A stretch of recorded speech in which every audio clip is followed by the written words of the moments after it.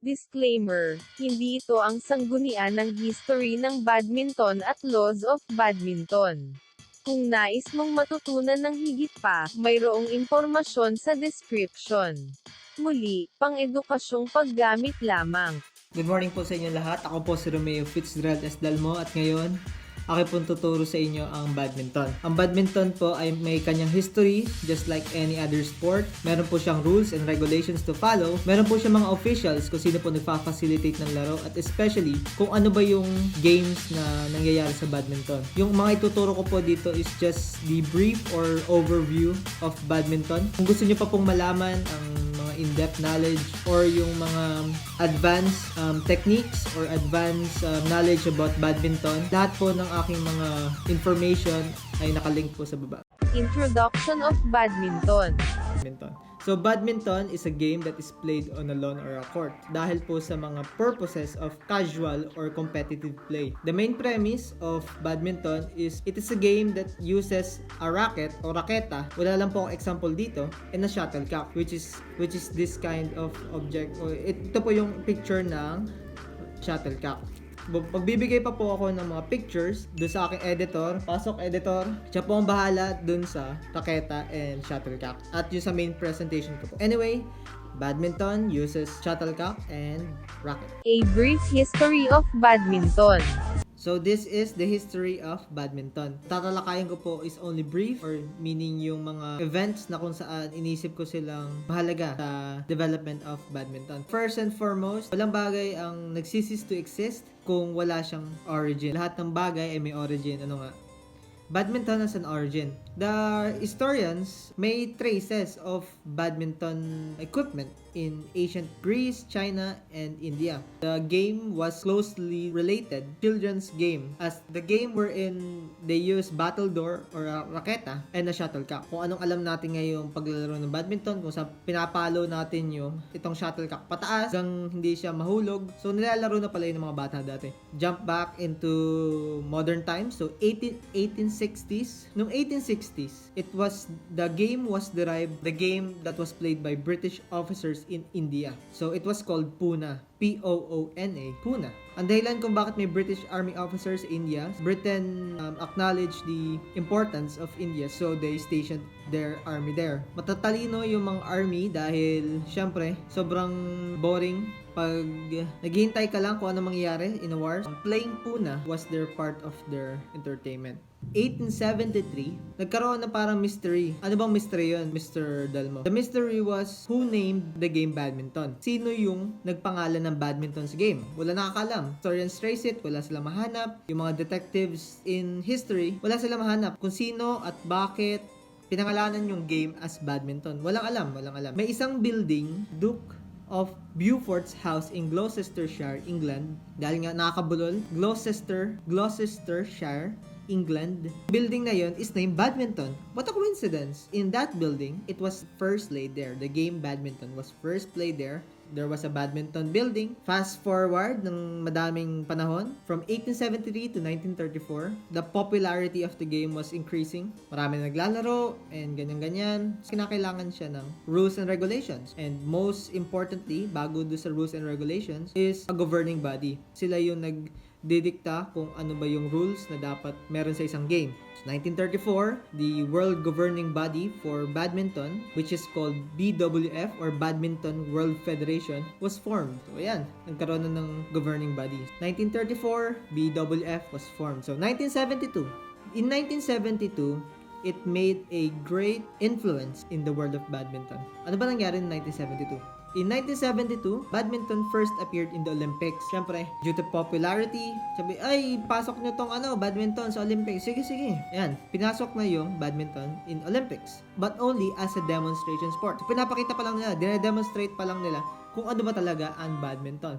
5 years later, the world governing body, yung sinabi ko sa inyo kanina, Badminton World Federation, hosted its first world championship. So mahalaga rin to sa influence sa badminton. How could you be a world governing body if you don't host any games? So this was a major step for them. 1988, badminton appeared again in the Olympics, but now as a exhibition sport. Una, dinedemonstrate pa lang nila. Ngayon, in-exhibit na nila. So there's an interaction happening. 1992 was the monumental developments in badminton sa 1992, inacknowledge na ng Olympics na yung badminton sport to be considered full medal Olympic sport, which means nalalaro na siya. Pwede na siyang ipag-compete para sa full medal. Ano ba yung mga games sa badminton na hinost ng Olympics? Siyempre, andyan yung ating kilalang singles, so 1 against 1, and doubles, so 2 against 2. And after 4 years, in 1996, na-introduce ang mixed doubles in the Olympics. So, pag sinabi natin mixed, combination of men and women, or male and female. So, ayan. Those are what I've gathered according to the history of badminton. This is just a brief history of badminton. The equipment and materials. Dahil hindi gumagana ang aking camera, pero gumagana naman ang sound recorder. Editor, pwede bang yung photos ko kanina habang ako nagpre-present ay pa-freeze at para mukha naman ako nagsasalta. So okay, pasensya na po and diretso na tayo sa ating presentation. Let's talk about equipment and materials.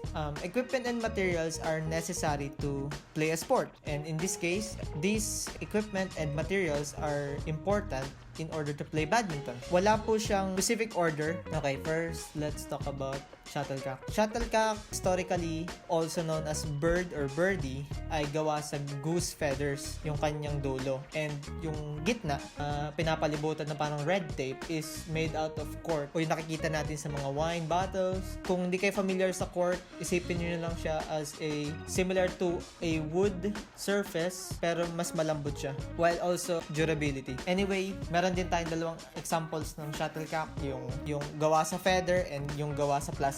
Feather or either plastic ay tinatanggap ng BWF o yung Badminton World Federation. Papasok lang siya sa isang criteria or category. Papasa to sa requirements of a shuttlecock. Yun. Papakita na ako dito additional info about the International Shuttlecock Speed Chart. Ito ay for professional play. Tapos yung parang number ay yung table about different kinds of shuttlecock that is for specific purposes such as shuttlecock number, shuttlecock rating, shuttlecock speed, and preferred location for 1, 2, 3, 4, 5, 75, 76, 77. So anyway, papakita ko na lang yung table sa inyo para wala na tayong masyadong problema doon. And second is raketa. When we talk about rackets, historically, siya yung tinatawag na battledore.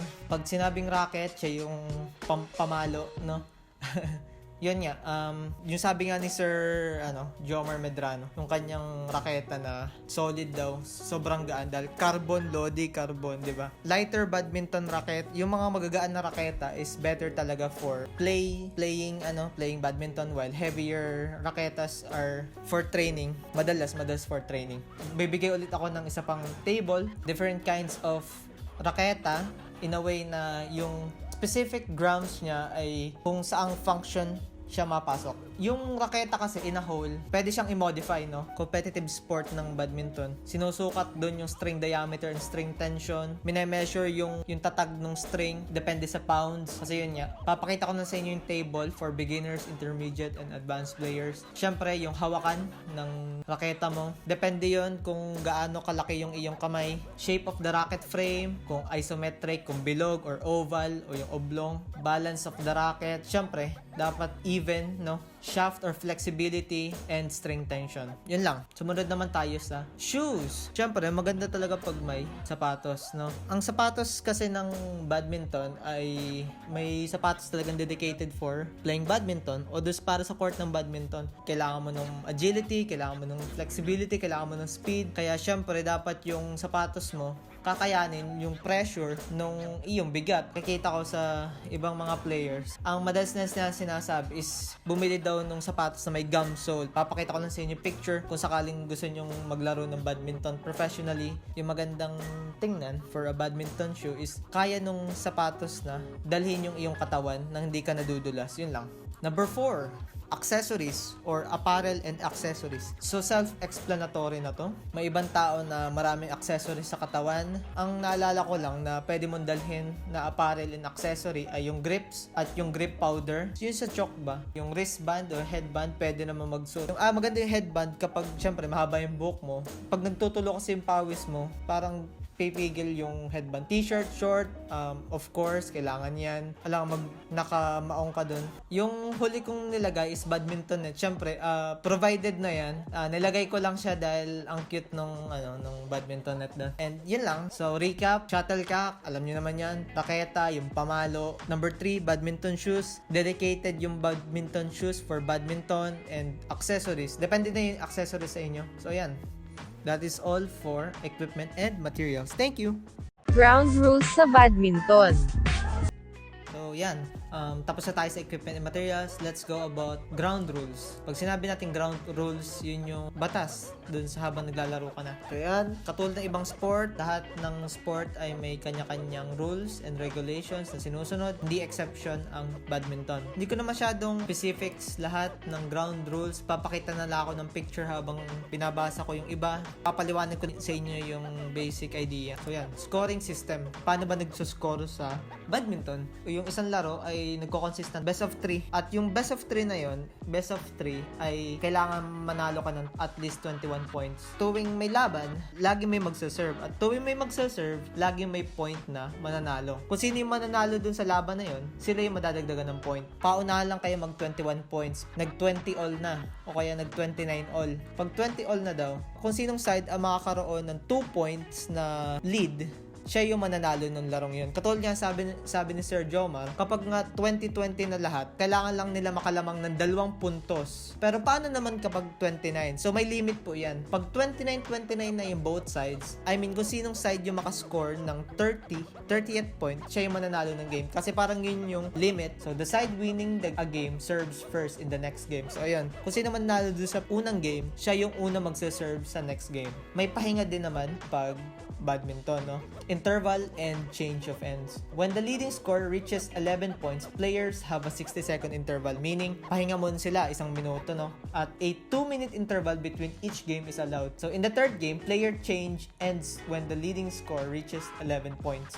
So sa singles, at the beginning of the game, 0-0, when the server scores is even, kung even daw yung score, the server serves from the right service court. Pag naman add sa kaliwa, nanalo yung nag-serve at nakascore siya ng point, serve na uli siya dun sa kabilang service court. Pero pag ang nanalo naman ay yung kalaban, siya na yung bagong magsa-serve. Na-apply pa rin dun yung rule na kapag ang score ay add sa left, kapag ang score ay even, nasa right.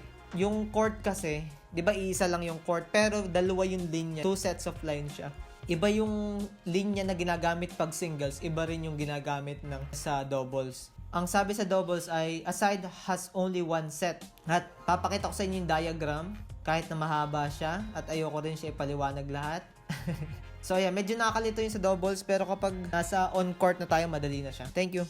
Kanina pinag-usapan natin yung scoring system, interval, scoring system ng badminton, paano ba yung scoring, interval and change of ends, yung pahinga, bawat laban, bawat set, yung conditions ng singles and doubles. Kasi magkaiba yun eh. Iba yung for singles, iba yung rules for doubles, iba yung court na ginagamit ng singles, at iba rin yung court na ginagamit ng doubles. Yung mga equipment, chine-check sila ng BWF na representatives, or kung sinong fit, the head can be no bigger than 280 millimeters in length and 220 millimeters in width. So the total length should be 680 millimeters in length and 230 millimeters total width. May regulation sa raketa, may regulation sa shuttle, may regulation sa net, may regulation din po yan, may tamang sukat, at mismo yung court, kailangan din siya ng sukat. Tandaan lang natin na may regulation sila ng kanila. Yung raketa, yung shuttlecock, yung net, yung post, at yung court. Mga opisyales sa badminton.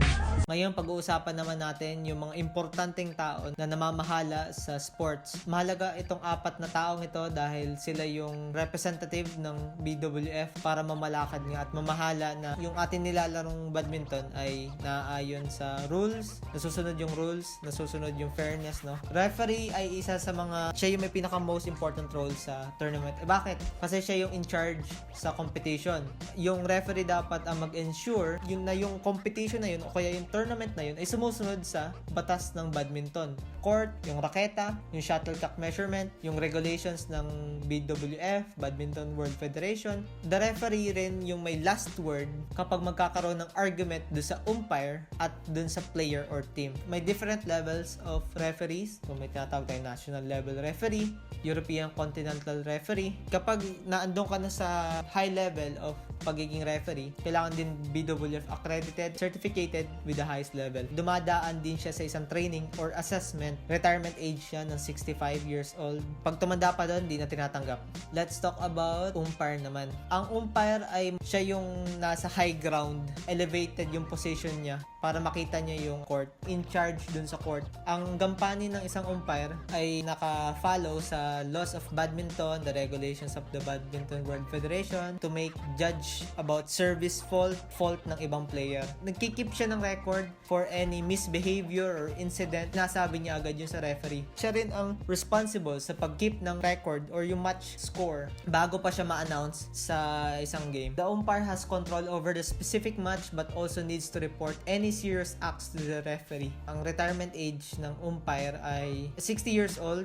Yung iba naman ay 55, so nagbe-vary.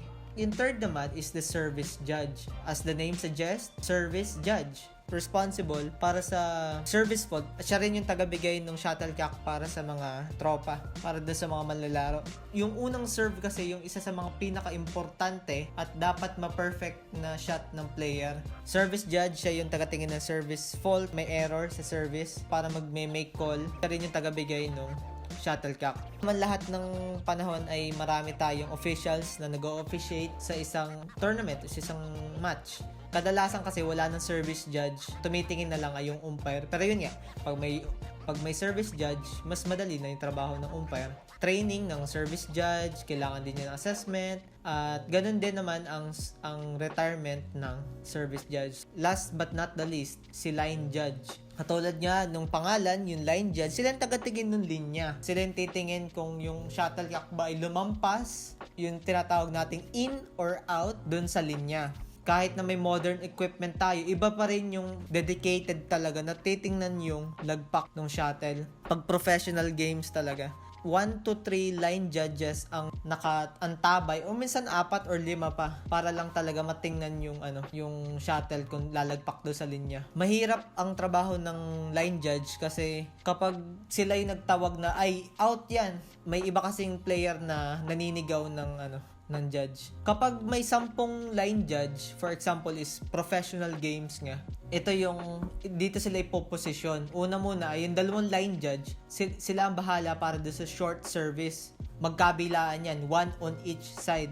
Sumunod naman is 2 lines for the center line. Yung center line yung linya sa may gitna. Yung sumunod na 4 ay sa sidelines. 2 sa magkabilang court. At yung last, yung 2, sila yung tropa dun sa likod. Training and assessment na undergo at may retirement din sila. May equipment din sila kadalasan. Meron silang clipboard ay yung pinagsusulatan. May stopwatch kung kailangan.